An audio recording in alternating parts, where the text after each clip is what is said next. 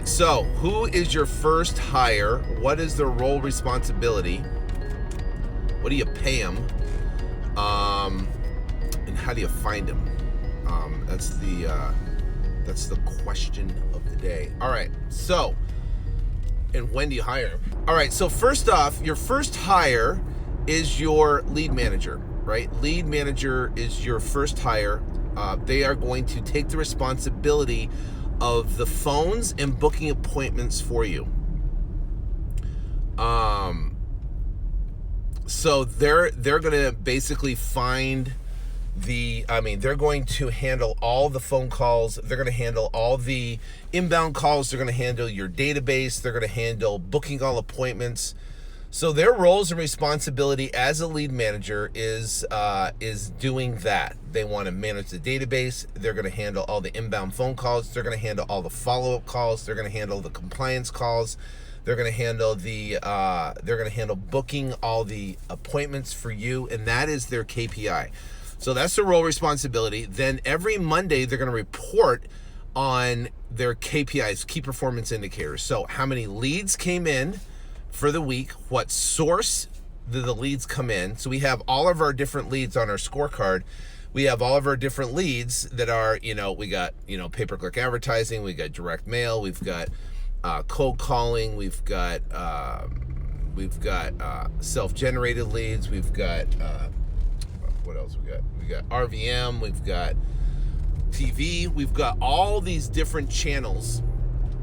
And what we do is we determine how many leads came from each channel and total leads for the week. So the lead manager's job is to populate where those leads have come from. And I'll talk about how to find a good lead manager. And then how to kind of put them through the ringer. So the bottom line is that they're responsible on the scorecard for the amount of appointments they have made and the amount of leads that have come in and what channel those leads have come in from, right? So that is that. And so they handle all the database, all the inbound calls. They report every single Monday. And what you do is you set a goal for them on how many leads they need to accomplish for the week, right? I mean, how many appointments they have to accomplish for the week. So each lead manager is responsible. We have multiple lead managers, responsible for 15 appointments a week. 15 appointments a week. So you literally need almost one lead manager per sales guy. So if you have a sales guy and they're going on 15 to 20 appointments a week, you're capable of having a lead manager book anywhere from 15 to 20 appointments a week. So one lead manager per sales guy is what you need. So if you have 3 sales guys, you're gonna have to essentially need 3 lead managers that can book enough appointments for that sales guy to keep them busy. Because you want to have your sales guys going out at least minimum 10 appointments a week to 15 appointments a week, or more. We push for 20 because we have a cancellation of 2 to 3 appointments or whatever, and then we're down to 17, 18 appointments. All right, so their job is to manage the database. They are reporting on the KPIs of the lead source, how many leads that came in, and then how many appointments they booked. So when it comes to looking at the KPIs, they are looking. What I look at is how many appointments they make to the amount of leads that are coming in. So the lead manager takes care of the database. They report on the leads that in the source they came in, and also they report on the amount of appointments that they made for the week. That's number one. Okay. Number. So that is their role, responsibility, and their accountability. So you're going to have a meeting with them every single Monday, and they're going to report on those numbers every single Monday. Now, if this is your first hire, then you're going to report on all other numbers, right? You're going to report on all the sales, the dispositions. You're going to report, and you're going to put that in your scorecard. You're going to track it so you have an idea of what's going on. So when it comes to appointment to lead ratio, you want to be at least 70% of the leads that come in, viable leads that come in. There's 3 types of leads. With those viable leads that come in, you want to book appointments about 70%. So if we're in our boardroom and we're looking at someone's scorecard and they have they get 30 appointments coming in, they got 12 appointments. 30 leads coming in and they got 8 to 12 appointments, that means they're qualifying out those leads, and they're counting their leads incorrectly, and they're missing opportunities, right? They're missing those opportunities. So you want to have at least a 70% lead to appointment ratio when it comes to your lead managers booking appointments. They want to have high appointments, number one. Number two is that there's classification of leads. Classification of leads. How do you classify a lead? What is a lead? So we got a lot of questions on that too. So classification of leads, there's essentially three types of leads. There's the first lead that says, screw you, stop calling, take me off of your list, you're an idiot, leave me alone, right? So that's the first type of lead, whether you're doing direct mail, whether you're doing RVM, whether you're doing cold calling, whatever the case may be, you're gonna have three types of leads. First one is, screw you, we call it the FU lead, right? Take me off your list. The second lead is a non-viable lead. It's a lead on either a piece of property, or it's in an area that just doesn't work. Like, we get leads all the time that are on the outskirts, these weird anomaly properties that are way out in the middle of nowhere. No investor's gonna buy it, and it's literally a waste of time to go get that contract because it's way out nowhere. So that's we call that a non-viable lead. And the third is an actual viable lead, a lead that it's in our wheelhouse. It's a deal we can get a contract on, and it doesn't matter if it's if there's on the equity and how much equity is in the deal, because we can do the down payment arbitrage, seller financing on the deal. So we're going to count that as a viable lead, and we want to book appointments with every possible viable lead that we can to get in front of, so we can get that deal converted, right? That's the difference between actually how to classify a lead. And then once you do that, once the lead manager, that's how they count the amount of leads coming in. Now, when you count response, if you've got direct mail, response is the total of all three combined. That's considered a response, and a lead is the viable lead, the one that you're able to do something with and are not telling you to screw off, right?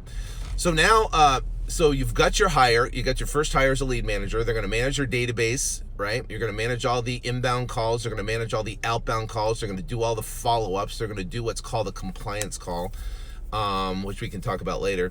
And then they're going to report every single Monday on all the KPIs, and they're going to, and it's going to keep them accountable. You're going to set a goal for them. They can book at least 15 to 20 appointments a week. Now, after you do that, now we got to figure out, okay, well, where do we find this lead manager? And then what do we pay this lead manager, and how do we pay him? So first off, we find the lead manager. To find a good lead manager. Remember, your goal is to hire up. If you want to find the absolute best people possible that you can hire. And I've made a mistake over the years. I want to save everybody. So instead of putting someone through the ringer to really earn the job, I will take them on and give them a shot, and they end up either sucking, right, because they're not a quality person. You got to find the highest quality person you can. So what we do, and you can, there's multiple different areas. Some of the best hires, most of the people that work on my team have come from my circle of influence, right? So what you can do, and what we do, is you can post a job description looking for a job. I'll talk about the pay here in a second.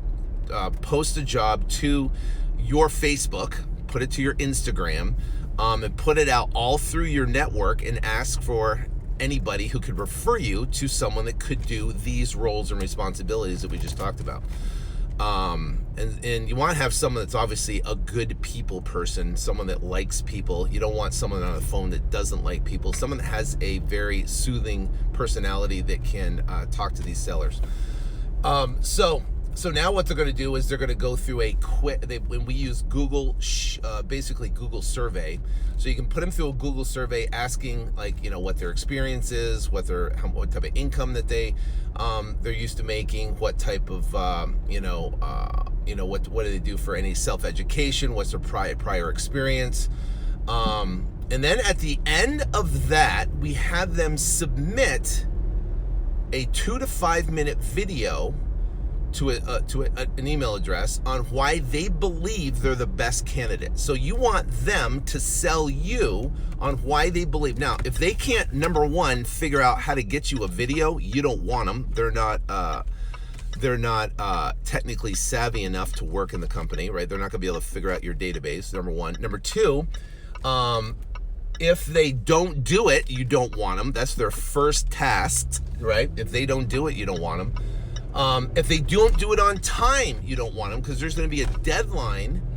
There's going to be a deadline in the survey. At the end of it's going to say they need to submit their 2 to 5 minute video on why they believe they're the best candidate, about their story and their job, why they believe they're the best candidate by so and so date. They're going to have to do that.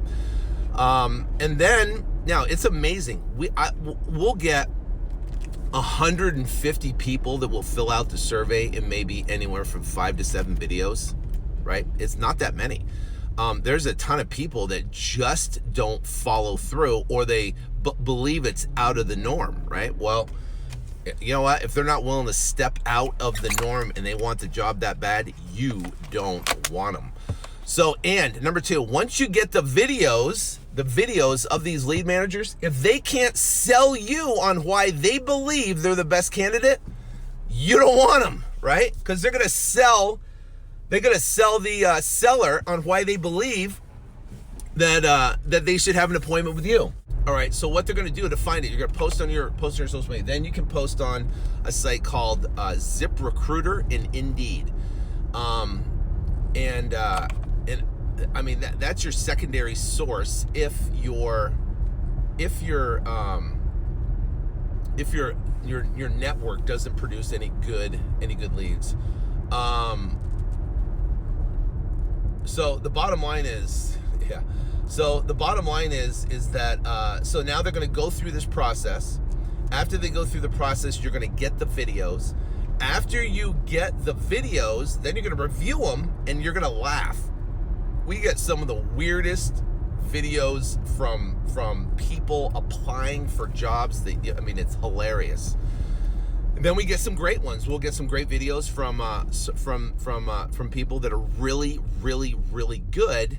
Then what happens is you're going to bring them in for an interview. What I do is we bring them in and they actually interview with somebody else. Actually have them interview with somebody beside yourself. Whether if you're married, have your wife do it. If you're married, have your husband do it, right? If you're married, have a friend do it. Have them interview and ask all the tough questions in the interview.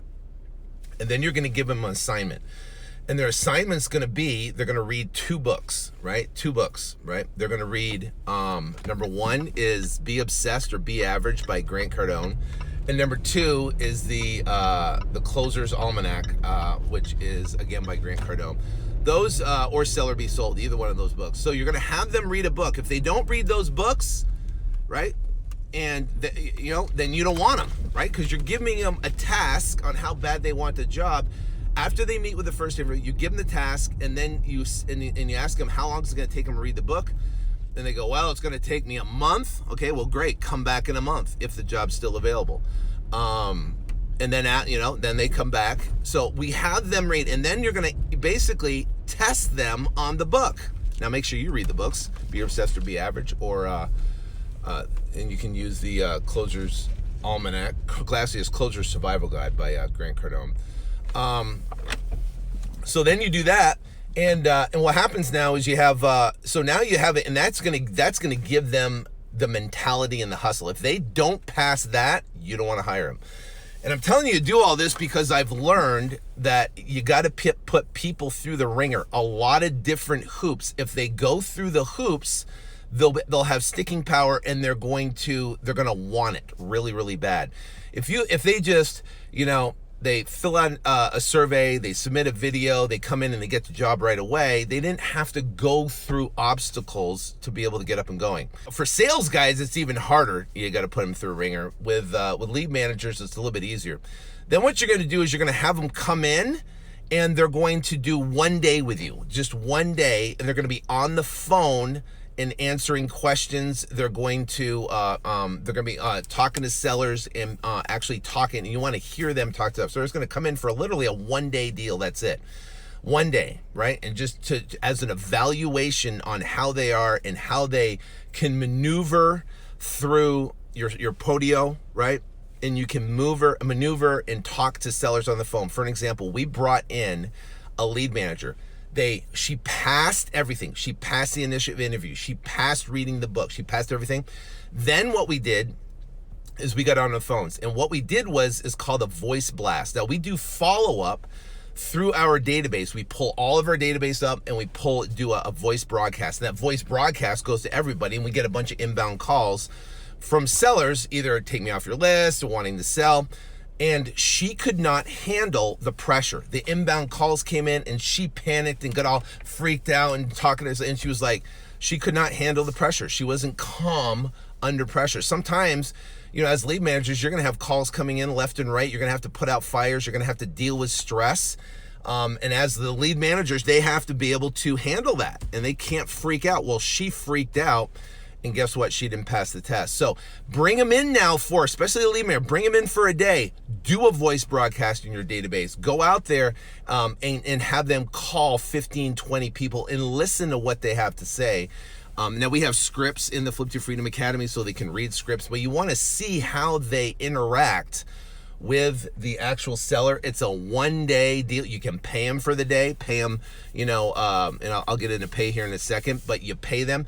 Now you can see how they operate before you hire them. Now, if they do the survey, they submit the video, they pass the first interview, they read the books, and then they pass the interview with you, and then they have a 1 day deal with you, and they pass, then you can hire them, right? And now you hire them on a 1 month contract, a 1 month. So I hire them in a 1 month contract. If they don't show me who they are or what they do or what the situation, if they don't show me how great they are in the first month, then I don't want them. I just got a 1 month contract. It expires after 1 month. If they don't show me what happens, then they're not going to make it to month. Then after the month, then I'll give them a 6 month contract, and then they'll work for 6 months, and we'll do a review. After the first month, you do a review to see how it works, and then after that first 6 months, you do a review. So that is the process of hiring the right person, the lead manager. And as you do that, you'll realize you're going to have 100 people come through the funnel, and you're going to have just a handful on the end. People tell me, "Oh, I've tried that, and I got 50 people to fill out the thing, and I haven't got a video." Well, good. You got rid of the morons, right? That can't even follow instructions. You don't want them anyways. I just saved you a fortune. Now, I can tell you, I've had bad hires. I've had one hire one time that cost me $378,000. Because I didn't follow my process. Anytime I don't follow the process, I get screwed every single time. I just hired, I actually hired two sales guys. One of the sales guys I hired, the same thing. Guy's a moron, right? And I didn't put him through the ringer because he came from a referral from somebody else. I didn't put him through the ringer. And he literally lasted for maybe 10 days. And he was done. He was terrible. So you want to hire slow, fire fast, right? Hire slow, fire fast, because you'll know real quick if the person's the right person or not. You'll know it. So that's number one. Now let's talk about pay. So we're talking about hiring lead managers, who your first hire is, when you should hire them. We'll talk about hiring when. So your pay structure, you can start them out at $15 an hour, and they get $100 per deal closed, right? You're talking about how to find a good real estate agent. The best way to find a good real estate agent is call around to local Real estate offices like Keller Williams, Century 21, call around a Remax, call around and ask them for their brand new agents that are just getting started, that's just wanting to build your business. Find the new guy that's hungry, that you can work with. You don't want some big guy that's established that can't spend any time with you. So that's what I'd recommend, 2CS. So that's what I do. All right, so you want to pay them basically $15 an hour to start, and $100 per deal closed, right? Per deal closed. So again, remember, hire someone better than you. Gia, who's our main lead manager, she is better than me on the phone. She's better in talking to sellers, better building rapport, better, she's better than me on the phone, and people love her on the phone. And she does a great job. She shows up, she gets stuff done, she's reliable, and she crushes it. So you definitely want to do that. All right, so that's what you pay them. How you pay them is through Gusto. Gusto is a payroll service company that manages all your payroll. You do not want to 1099, because you're telling the lead manager exactly what to do. And with a 1099 situation, you cannot instruct them when to be there and they show up, when to do, how to do it, because they're considered an independent contractor. And you want to be able to have a W-2 employee that you tell them what to do, when you got to be here, when you got to leave. You have to come for Monday morning meetings. You have to report. You have to do that. And as a, by the IRS code, and I'm not an accountant, so I can't give you legal advice. Make sure you get accounting advice. Make sure you get with a good accountant. But the bottom line is you've, by the IRS code there, you cannot instruct. There's specific things you can and cannot do with 1099 versus W-2. Anyway, so they want to be W-2. You can use a service called Gusto, gusto.com. They'll manage all your payroll. They'll get you all set up. They'll do all your reporting for you, which is great. So that's your payroll. So the bottom line is that's the process of the lead manager. So the question is, when do you hire a lead manager? Two things. One, you're doing $20,000 a month in revenue consistently for 90 days. And that's not easy to do when you're first starting out, because income usually goes like this. It spikes and goes up and then goes down, it goes up and goes down. So your goal is to do $20,000 a month for 3 months. You can do that consistently for 3 months. Then you're able to hire a lead manager, bring him on, because what's going to happen is you're going to go out of production training them, right? Out of production training them.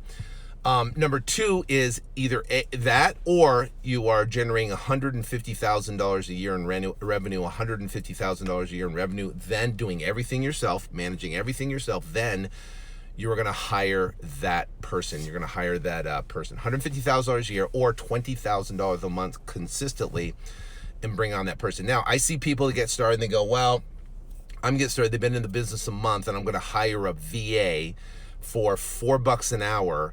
And they're out of the Philippines, and they're the ones that's gonna manage. So you're paying for marketing, you're paying for direct mail, you're paying for RVM, you're paying for cold calling, you're paying for whatever you're paying for. Then you're gonna have a $4 an hour, $5 an hour VA out of the Philippines, and trying to talk to your leads as they're coming, and they are the most important inbound calls. And guess what? They blow out, right? Because, oh, this doesn't work. I tried it. I can't answer all the calls. It's better for you to have them go to a voicemail and you call them when you can, versus hiring a subpar VA out of the Philippines for $5 or $6 an hour. Do not do it. I've seen so many people blow out of it. And it doesn't work. All right, so that's your lead manager. Their roles and responsibilities: manage the database, answer the phone, talk to sellers, do the compliance calls, and book appointments. Right, their KPIs they're going to report on is the amount of leads that came in for the week, and their amount of appointments they booked for the week. We talked about the hiring process, putting them through a survey. And then after the survey, they're going to submit a 2 to 5 minute video selling you on why they believe they're the best. They're going to meet with someone other than yourself to put them through an interview. So you want to get a second opinion.